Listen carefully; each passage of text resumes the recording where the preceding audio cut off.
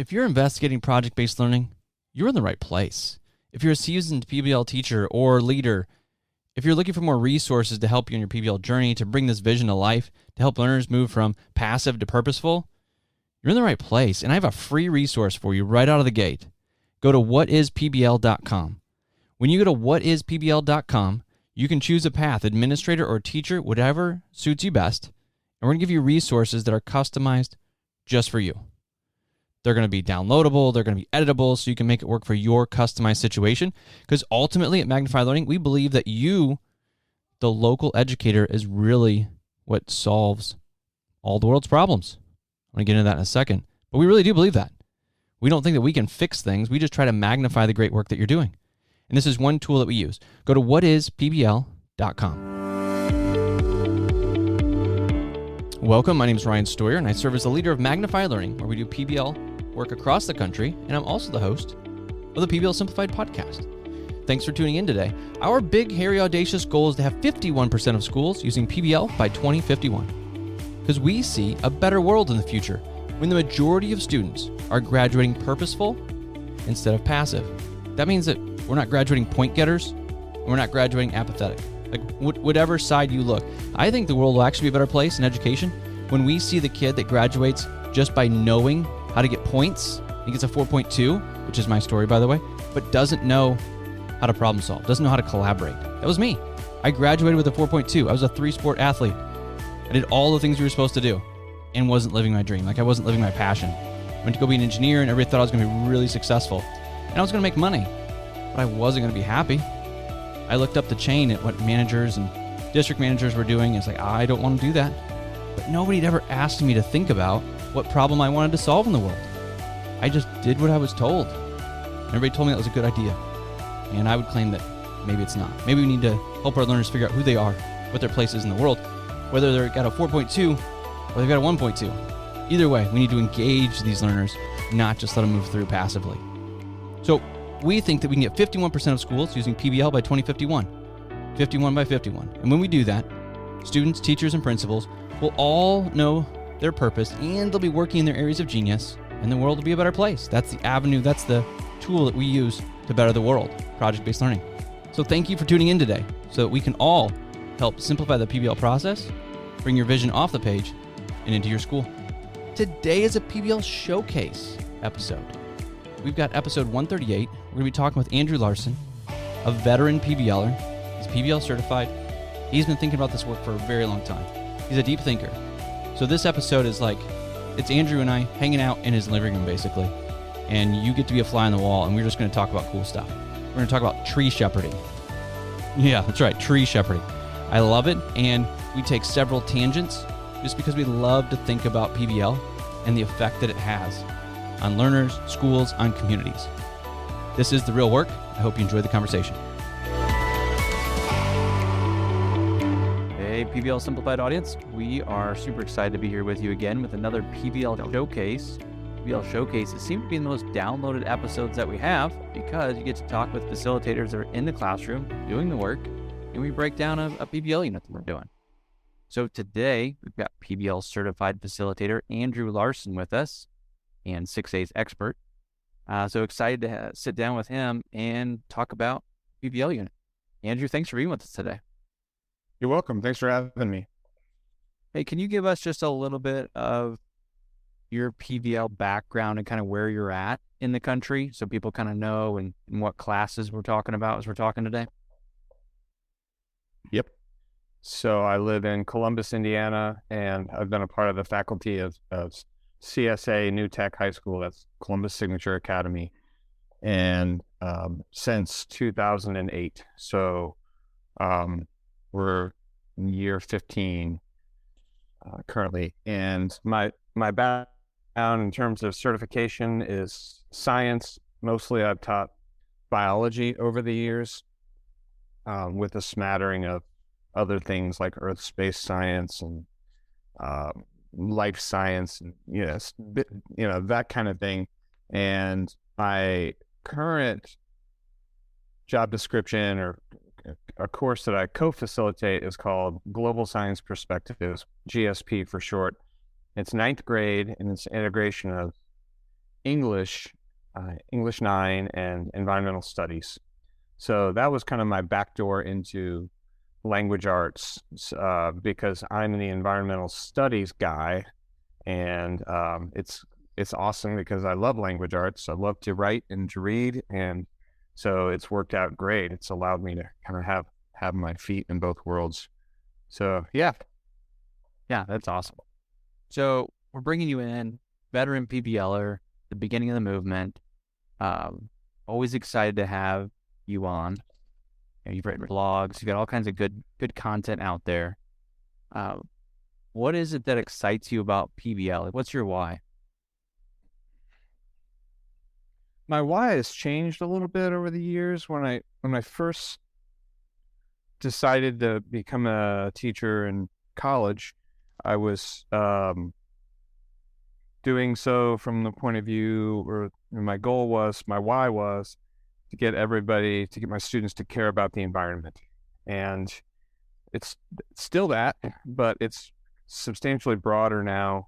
And, I show up each day and I work with kids because I really want them to be responsible citizens and informed citizens. And I want them to know how to think critically, evaluate the information that's the fire hose of information that they deal with every day, and to make good decisions with it, and be able to parse out what's real from what's not, especially when it comes to science, but also societal issues. So I'm not like a real touchy-feely kind of a teacher. I'm there's plenty of people that I work with and otherwise, who really want, to nurture relationships with kids. And I do, but at the end of the day, my why is about educating the citizenry of our country, and making sure that we have a workforce and a public that knows what they're talking about. Yeah, right. Like worthy goals, right? And then you can do that through standards, right? So not at school because of standards, but through standards, we're creating responsible citizens that can contribute, right? And then have a lot of opportunities as they move forward.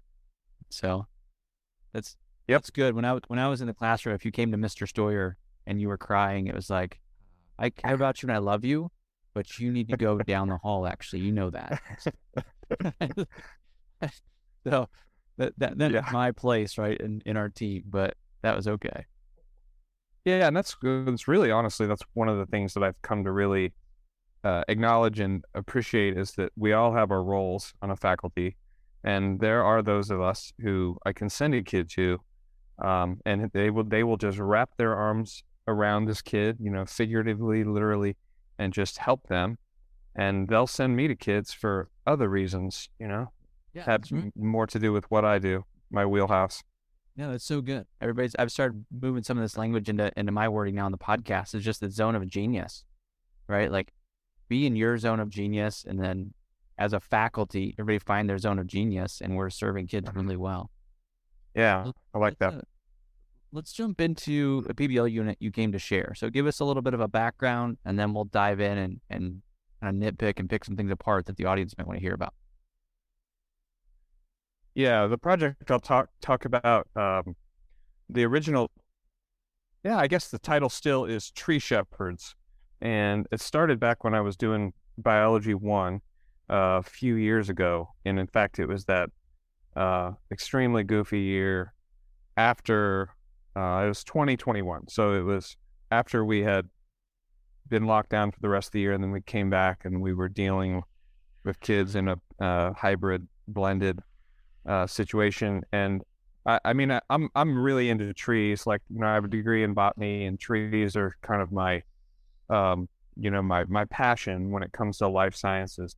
And so one of the things I wanted to try to do was to get kids to, stuff they could do at home. You can raise trees at home. And so I had them collect seeds, and like when they were with me on a day, we could go outside and be safe and collect seeds, and then take them and do this thing called cold stratification, where they acclimate to winter, and then plant them and generate saplings. So I took that project with me to GSP, this other course, and it became pun intended, but it really blossomed into a thing which held true to the original intent was to grow trees. But we brought in a lot of language arts, and so my co-facilitator is just an incredibly literate fellow, and he's into the beauty of language. So our kids, each group had a species that they kind of owned. We spent a couple of weeks getting outside lots over to the park.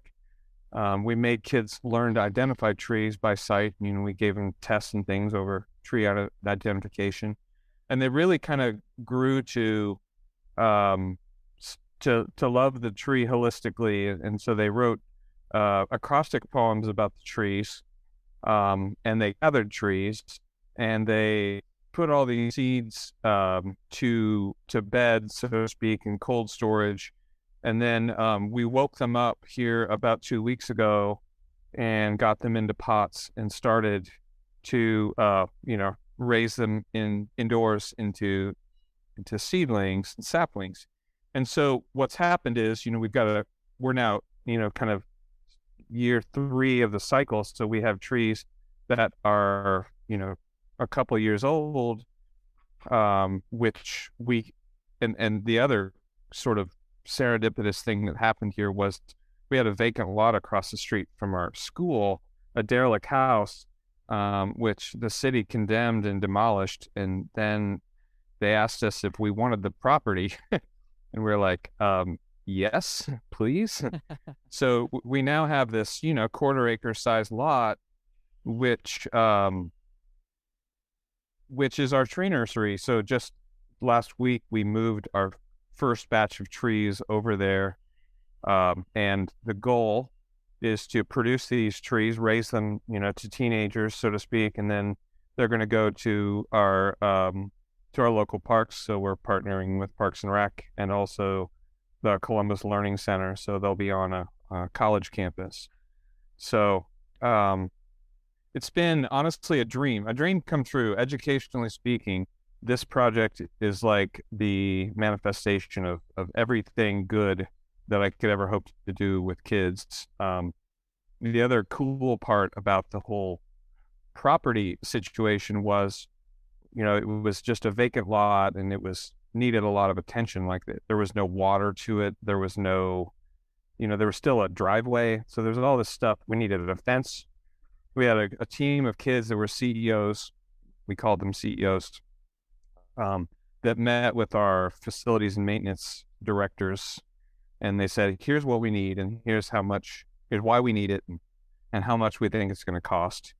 And we got these needs in the spotlight for the people that make the decisions to spend the money, and it's happened. Long story short is things have happened. We have water over there. The lot is cleared. We have a fence on the way. So it's the thing. This is the project that's going to keep me coming back. I mean, I'm kind of, I'd say I'm in my sunset years of teaching, but this is going to be the project that keeps me coming back. So. Yeah, super exciting. And there's just so many things to unpack in there. And kind of, we do, like, as listeners are listening, we've got visionary leaders, we've got principals, we've got teachers that tune into these for sure. And as you're listening to this, this is your school, right? Like, whoever's listening, like, your school can do these things.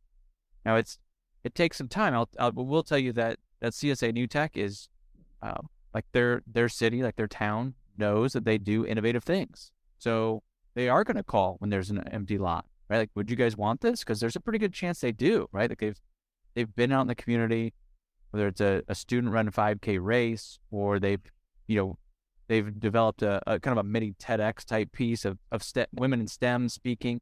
Like, they're doing these things in the community, so they have a reputation for this.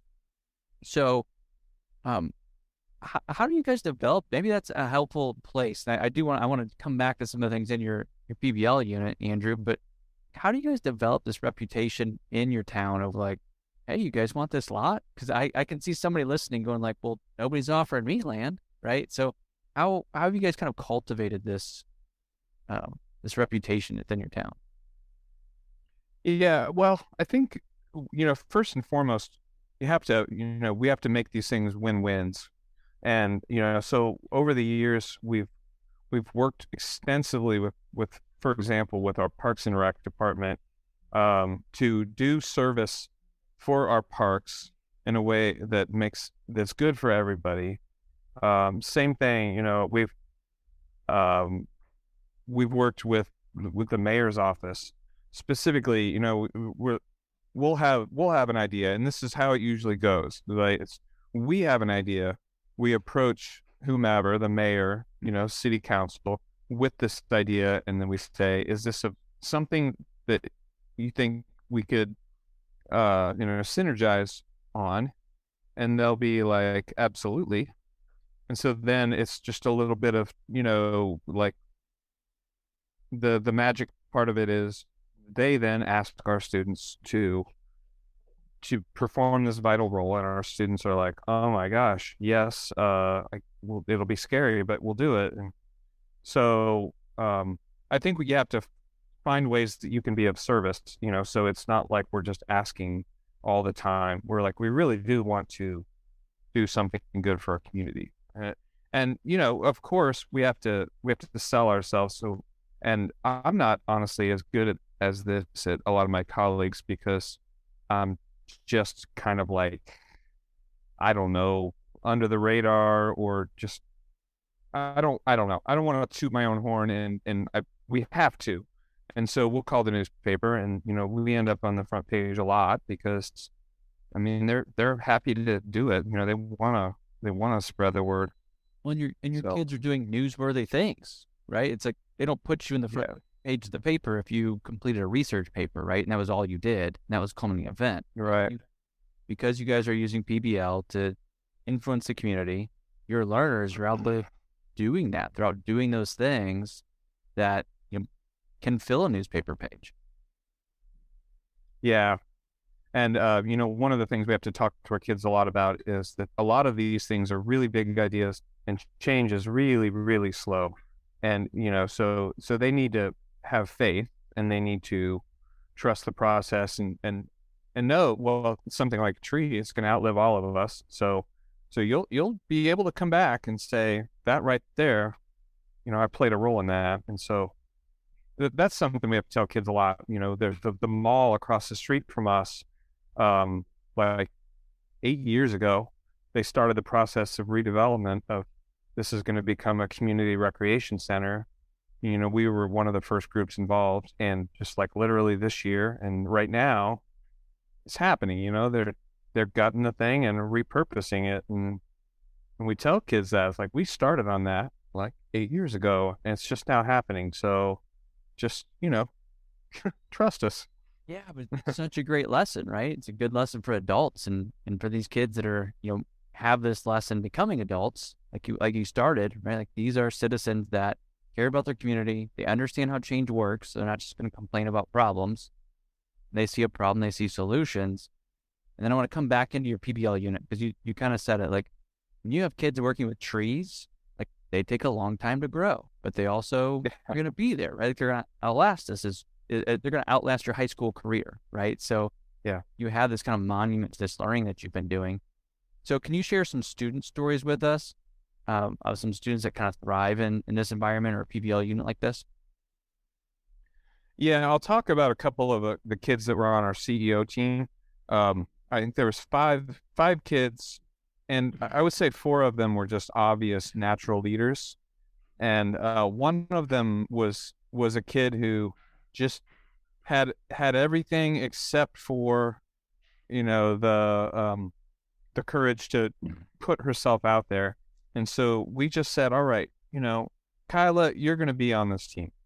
You're going to do this, and you're going to be great at it. And, her eyes got big, and she smiled. You could tell, like, she was like, okay, I've got a vote of confidence here. And she did extraordinarily well in in that meeting, of course, and in the actual growing of trees. Like she had, there's kind of a low success rate in terms of how many trees actually make it, versus how many you plant. And she had she was good at it, turned out, and of course a little lucky.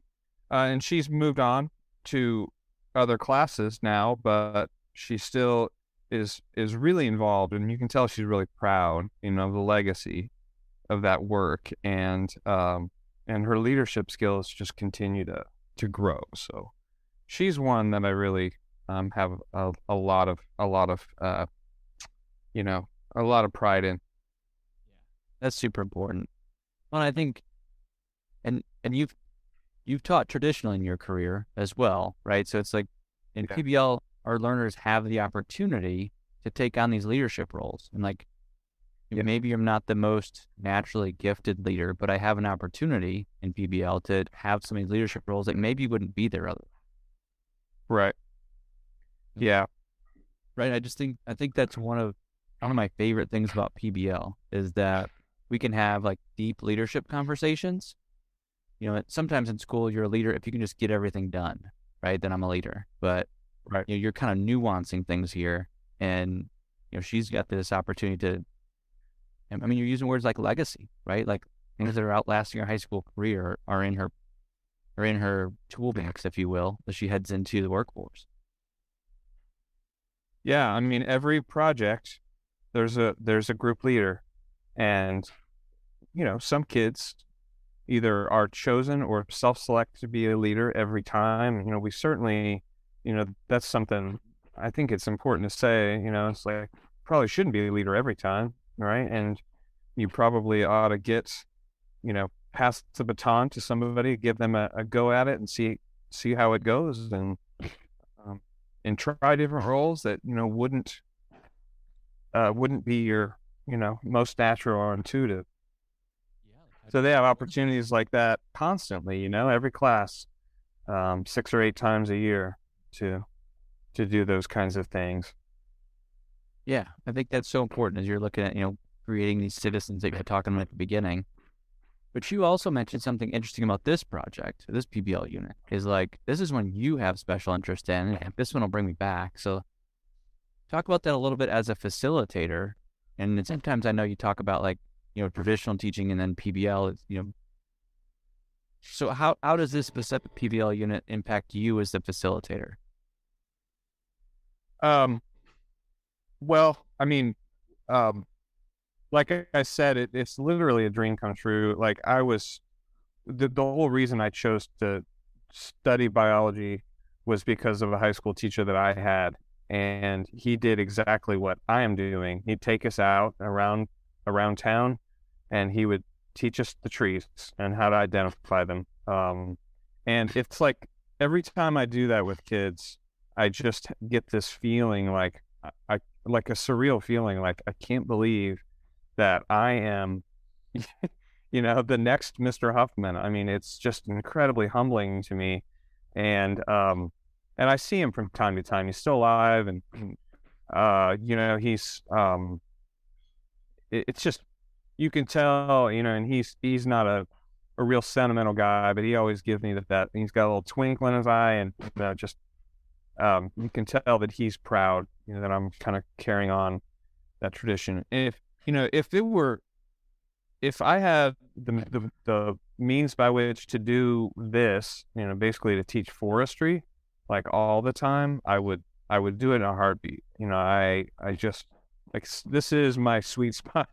And so it's cool that, we have this project with our principal just completely on board. He thinks it's great. And we have all the liberty in the world to make it what we think it should be. And it's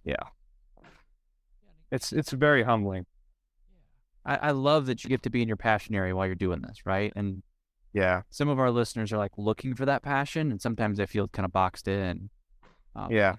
You just mentioned some freedoms that you have, and I guess I would say, as I'm looking in, it's because you're you're doing these things repeatedly, and your learners are producing leadership qualities and these employability skills that we want them to have. So then when you go to the district, because you're part of a larger district, you're a smaller school within a school, you go and you say, hey, we need water.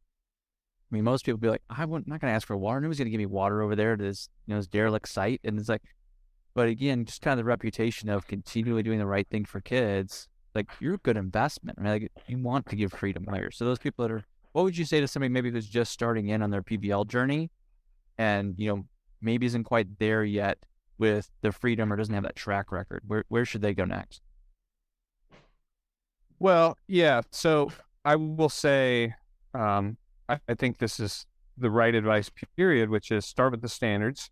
And, language arts standards are such a great starting point because you can write informatively or argumentatively about anything. And so know what you're setting out to do in terms of the content of the course, and then find the personal passions that you have to get those out to kids. So and sometimes sometimes it's not up to you, it's completely up to the kids, right? And again, that's the beauty of those blank slate types of standards is, you can give kids all the freedom in the world to read or write, speak about a thing that is meaningful to them or to them as a group, and to be right in their wheelhouse. And I think one of the natural one of the natural products or processes, byproducts of being PBL educator is you just start to develop this sort of radar.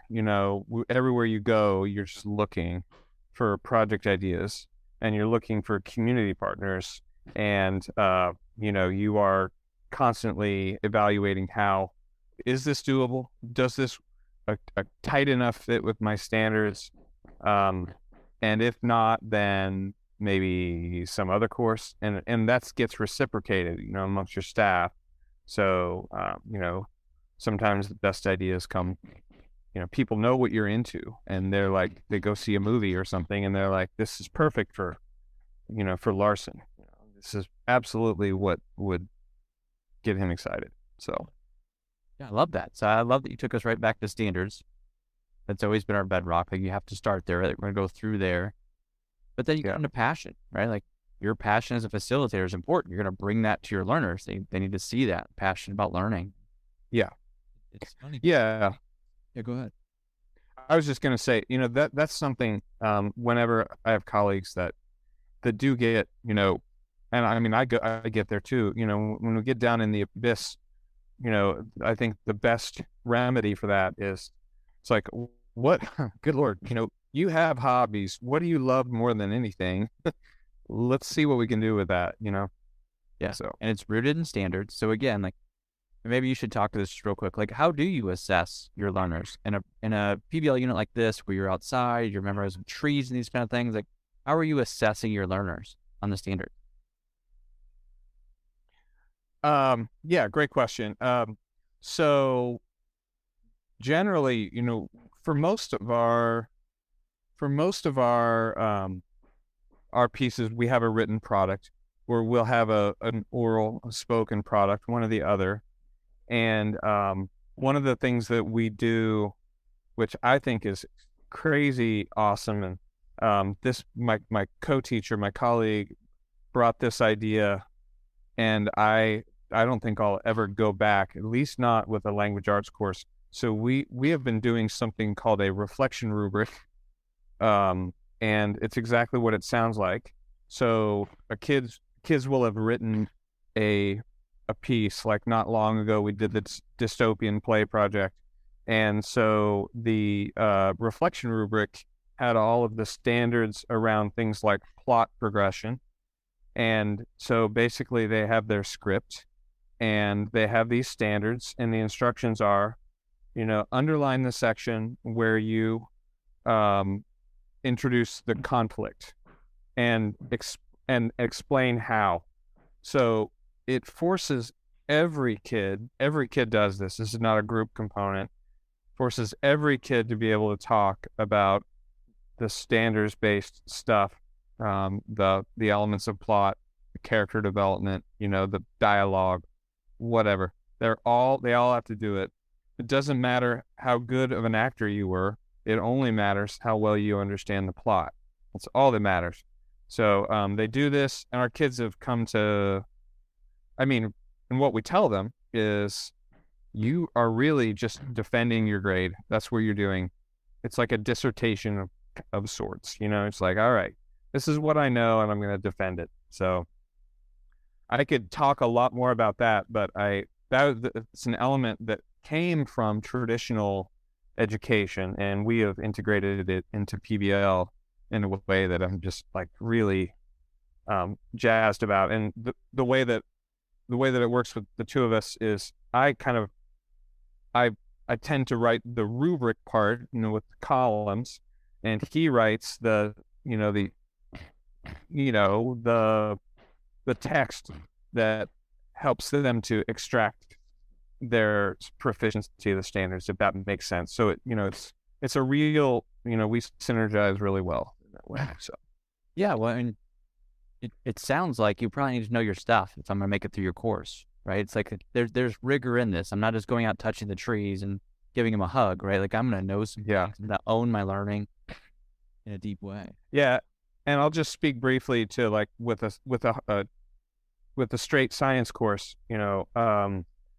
I write a rubric basically for each chapter or each chunk of content, and it's assessed traditionally in levels. So like I have a surface level, deep level, and then the transfer, like where you transfer the knowledge to the new context. That's where the project comes into play, right? And again, every student has to do this. Like it doesn't matter how well or poorly you did on the presentation or whatever, you have to show me your proficiency with the content separately and individually. Yeah, love it. So again, standards based, but not just in like name, not like just here's my standards and then we went outside and did cool stuff. Right. It's like, here's the standards. We need to learn this stuff deeply so that we can do the work well. Yeah. Like it's super important. Just another layer of authenticity. So awesome. I wanted to pull that string a little bit. I think you nailed that. So the listeners are like listening along. It's like you're not just getting land and developing it, right? There's a lot of intentional thought on the rigor and the transfer of knowledge. Yeah, for sure. I've made every mistake there is to make, with doing good sound assessment, and I've been doing this approach for about 7 or 8 years now, and again, there's no going back for me. This is how I will do it forever, and in any course that I create, teach or create. So yeah, and you keep giving me strings to pull, but it's like, but you also iterated right on your grading style, so it's like. It's not that you're in the wrong place right now for the person that's listening. You're not in the wrong place, right? It's just how can you get to a better place until you find that sweet spot. And once you find it, you're going to know it, right? You're going to feel the rigor. You're going to feel that your students have deep learning that they're applying. Yes. And, people that try PBL and decide, it's not for me, are the ones that don't have a system for assessment that they're comfortable with, or that where they feel confident that their students are getting what they need in terms of content. It's like, yeah, they made this incredible, beautiful thing, and they're proud of it, and they must also be ready to talk with fluency about what they learned. Right. And not in spite of. So right. I love that. So we're going to have to tie that thread off, and we'll probably have you come back and talk content-based or standards-based grading and how that fits in and some more on the transfer piece. So I've got this new ending question, Andrew. I don't know if you've heard this one yet, but we're trying to get 51% of schools doing PBL by 2051. Right? So we're calling it 51 by 51. So what do you think the world looks like if the majority of our graduates are graduating purposeful instead of passive? Like, what if we lived in a world where the majority of our learners graduated from a PBL environment that was truly authentic and deep? Well, I mean, I think that there would be a lower dropout rate, and I think there would be a higher graduation rate, and that there'd be higher job satisfaction for students that leave school and they've had exposure to more more diverse menu of real world problems out there. I think they do a better job of finding their place in the world. I think that let's see.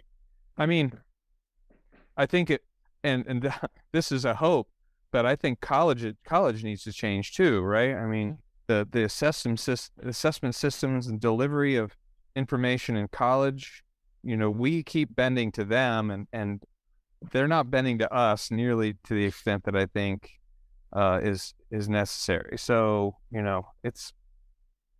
it's just a painfully slow transition. I think 2051 is a great target. Yeah. It's like growing trees, right?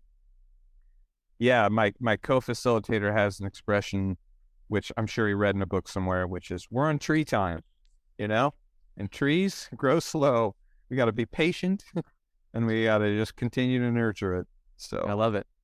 Andrew, my friend, it's always good to have you on the podcast. Always good to have a conversation, and I'm sure we'll have you on again. So thank you for your time. We appreciate it. My pleasure, Ryan. Always good to talk.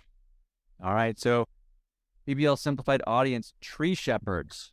Got to get out there and shepherd the trees, my friends. And you heard a lot of great work around community partners, building culture, grading with rigor, being in the standards. It's all wrapped up in there. And as you continue on tree time and sustain and nurture this work, it grows. And then synergies start to build. So you got to stick with it, create a good network. There's probably a great tree metaphor we should continue with. But thank you for tuning in today. As you continue this work with project-based learning, you're going to engage your learners, tackle boredom, and transform your classrooms. So go lead inspired. Thank you so much for listening to this episode of the PBL Simplified Podcast. I appreciate you. I'm honored that you tune in each week. Would you please take 2 minutes to leave a rating and a review? When you leave a review, it lets the next person know that this is a podcast worth listening to. When they go into their player and search project-based learning and PBL Simplified popped up, when they see those reviews, they know that high-quality visionary leaders are listening. So they tune in too, and they can find their way into the PBL journey. Thank you so much for leaving a review. Thank you so much for listening. I appreciate you.